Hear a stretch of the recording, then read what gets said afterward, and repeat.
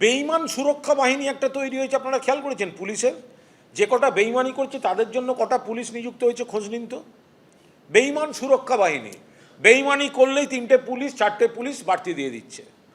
এই যে বেঈমান সুরক্ষা বাহিনী রাজ্য পুলিশে তৈরি হয়েছে, তা এগুলো তো সব দেখার। একটা সময় আমার নিরাপত্তা ছিল, কোর্ট দিয়েছিল, কোর্ট তো নতুন সরকার কোর্টে সেটা রাখেননি, এখন যেটা এমএলএ হিসেবে যেটুকু সেটা। কিন্তু এখনই যদি বেঈমানি ওই রাস্তায় নাম লিখিয়ে ফেলি, তাহলে কিন্তু বেঈমানি সুরক্ষা বাহিনী। জিজ্ঞাসা করুন যে যারা বেঈমানি করে যাচ্ছে তাদের বাড়তি নজরদারি এবং চাপ সৃষ্টির জন্য তাদের কিছু করা হচ্ছে কিনা জিজ্ঞাসা করুন তাদের। নৈতিক রাজনীতির এটা একটা দৃষ্টান্ত। বিজেপি এবং এই 3 জন সাংসদ কোনো রকম নীতি নৈতিকতা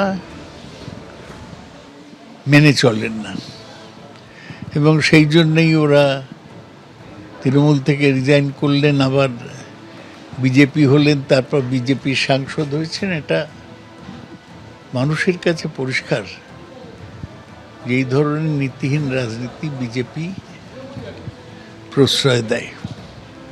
ব্যতিক্রম তো থাকবেই, বিচ্যুতি নয়, ব্যতিক্রম। 4 ঘন্টার তৃণমূলের জন্য দরজা বন্ধ। যারা মানুষের সম্পত্তি লুট করেছেন তাদের জন্য দরজা বন্ধ।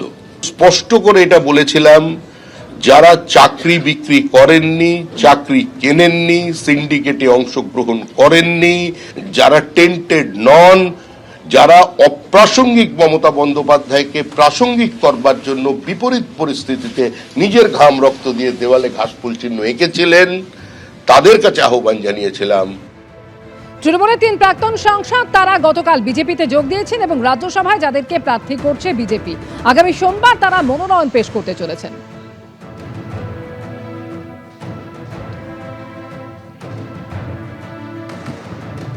কিছু লোককে মানুষ চিনে নিচ্ছে, যাদেরকে মমতা বন্দ্যোপাধ্যায় কাউকে প্রথমবার তিনি রাজ্যসভায় পাঠিয়েছেন, কাউকে অন্য রাজ্য থেকে বাংলায় নিয়ে এসে রাজ্যসভায় পাঠিয়েছেন, কাউকে একটা সুন্দরভাবে সম্মান দিয়ে ইয়াং ছেলে তাদের রাজ্যসভায় পাঠিয়েছেন। এখন ক্ষমতা মমতা বন্দ্যোপাধ্যায় যতদিন মুখ্যমন্ত্রী ততদিন সব ঠিকঠাক। এখন জওহরবাবু ইস্তফা দিয়েছিলেন আগে, তখন তো এরা কেউ ইস্তফা দেননি, পার্টির সঙ্গে মতে মেলেনি ইস্তফা দিয়ে দিয়েছিলেন প্রাক্তন সাংসদ জওহর সরকার, সসম্মানে ইস্তফা দিয়ে গেছিলেন। তো এরা তো তখন করেননি। বিধানসভা ভোটে তৃণমূল ক্ষমতাচ্যুত হওয়ার পর এদের সব বিবেক জাগরণ, ফলে এটা যে একটা মানে ঘড়ি ধরা, ক্যালেন্ডার দেখা, ক্ষমতার সঙ্গে নানা ফ্যাক্টরে যুক্ত কিছু বিষয়, সেটা মানুষ দেখছেন। রাগঢাক করার কোনো বিষয় নেই।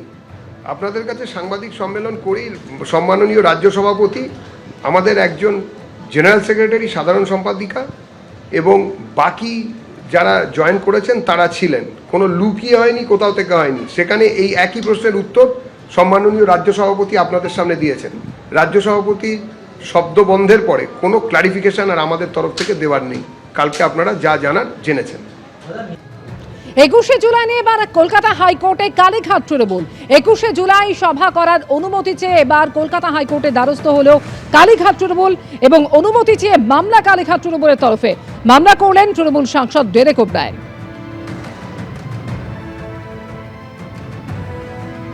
এই ব্যাপারে আমার মনে হয় না যে কোনো রাজনৈতিক প্রতিক্রিয়া দেওয়ার প্রয়োজন আছে।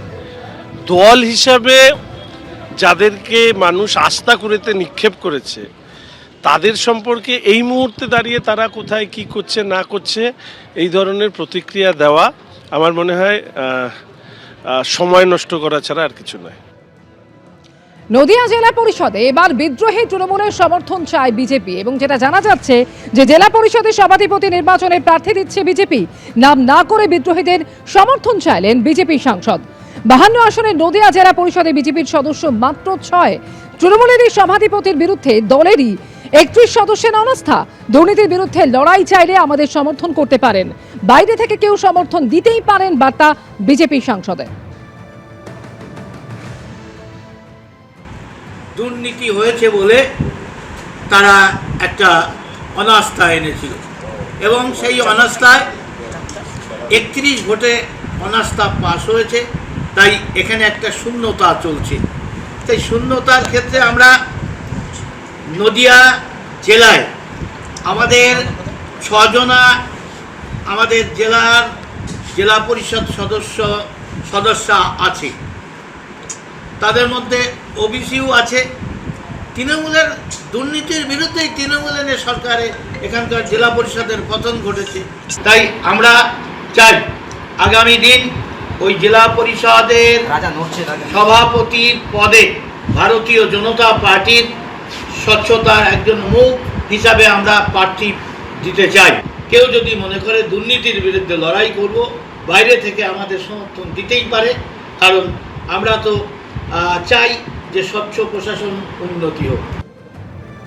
ডিমের হাত থেকে বাঁচতে এবার বিজেপি রাজ্য সভাপতির পা জড়িয়ে ধরে কান্না এক তৃণমূল নেতার। বাঁশবেড়িয়ার প্রাক্তন তৃণমূল কাউন্সিলর কেশব দাস শ্রমিক ভট্টাচার্যের পা ধরে তার কান্না। 10 লক্ষ টাকা না দিলে পচা ডিম ছোড়া হবে এমনই হুমকি দিয়েছেন বিজেপি কর্মী বলে অভিযোগ করছেন তিনি।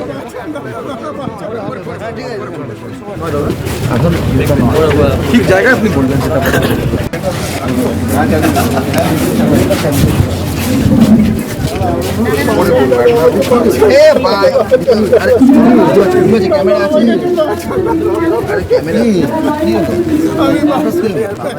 আমার কাছে আমি রানা মুখার্জি, দেবজিৎ মুখার্জি 10 লক্ষ টাকা চেয়েছে।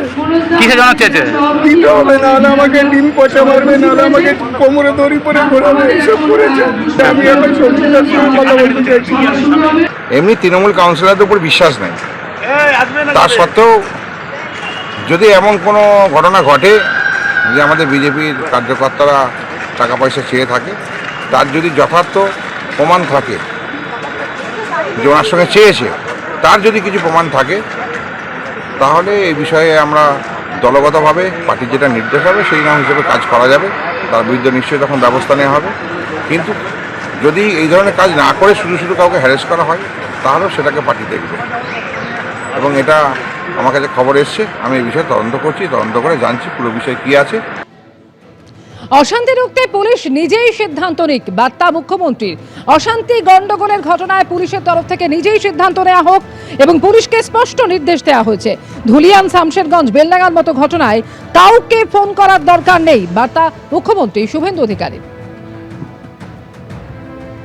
পুলিশকে খুব ক্লিয়ার ইনস্ট্রাকশন দেওয়া হয়েছে, ধুলিয়ান, শামশেরগঞ্জ, বেলডাঙ্গা, রেজিনগর, শক্তিপুরের মতো ঘটনা ঘটলে কাউকে ফোন করার দরকার নেই। আপনার ভারতীয় ন্যায় সংহিতাতে যা বলা আছে, আপনার অশোক স্তম্ভ, আপনি যে ট্রেনিং নিয়ে এসছেন, আপনি যে শৃঙ্খলিত বাহিনীর ট্রেনিং নিয়ে এসছেন, সেই অনুযায়ী ডু ইট নাও, পরিষ্কার খোলা ছুট দেওয়া হয়েছে। আর যে হিন্দু শরণার্থীরা জেলের ভিতরে আছে, বিএম সাহেবকে বলেছি পিপির সঙ্গে কথা বলে এদের জেল থেকে মুক্ত করতে হবে।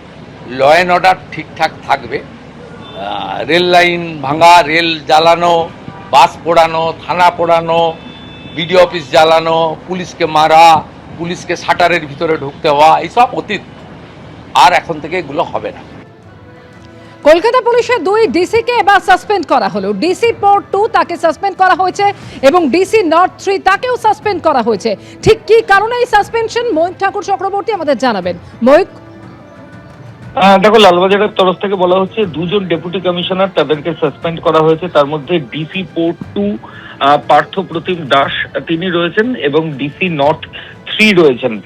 পুলিশের তরফ থেকে যেটা বলা হচ্ছে, লালবাজারের তরফ থেকে যে 2024 সালে সোশ্যাল মিডিয়াতে কিছু বিতর্কিত কমেন্ট তারা করেন। হোয়াটসঅ্যাপ গ্রুপ ছিল, সেই হোয়াটসঅ্যাপ গ্রুপের লিঙ্কের মাধ্যমে ক্লিক করে সেখানে এমন কিছু কমেন্ট এই 2 সিনিয়র অফিসার করেন যেটা কলকাতা পুলিশের প্রোটোকলের বাইরে। এবং ঠিক সেই কারণেই কলকাতা পুলিশের তরফ থেকে, লালবাজারের তরফ থেকে 2 জন সিনিয়র অফিসার, 2 জন ডেপুটি কমিশনার র্যাঙ্কের অফিসার, একজন নর্থ ডিভিশনের এবং আরেকজন পোর্ট ডিভিশনের, 2 জনকে সাসপেন্ড করা হয়েছে। ধন্যবাদ ময়ূক। এবিপি আনন্দ, এগিয়ে থাকে, এগিয়ে রাখে।